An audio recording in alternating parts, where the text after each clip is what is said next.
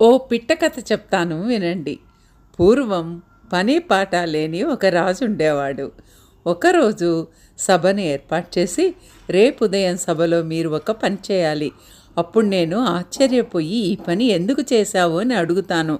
అప్పుడు మీరు చెప్పే సమాధానం విని నాకు నోట మాట రాకూడదు. ప్రతి ఒక్కరూ సిద్ధంగా ఉండండి అన్నాడు. ఎవరు కూడా ఆ విధంగా చేయలేకపోయారు. అప్పుడు ఒక వ్యక్తి వెనక నుండి రాజుగారి వద్దకు వచ్చి ఆయన నడుం మీద మెల్లగా గిల్లాడు. రాజు ఆశ్చర్యపోతూ, ఏమిటిది, ఎందుకు చేశావు అన్నాడు. దానికి ఆ వ్యక్తి, రాజా క్షమించండి, రాణిగారు అనుకున్నాను అన్నాడట. రాజు బ్రతికుండగా ఇటువంటి పిచ్చి చేష్టలు మళ్ళీ చేయలేదట. విన్నారు కదా, హాయిగా ఒక నవ్వు నవ్వేయండి మరి. అందుకే ఇలాంటి పిచ్చి రాజులుంటే ఇలాగే అవుతుంది కదా. Thank you.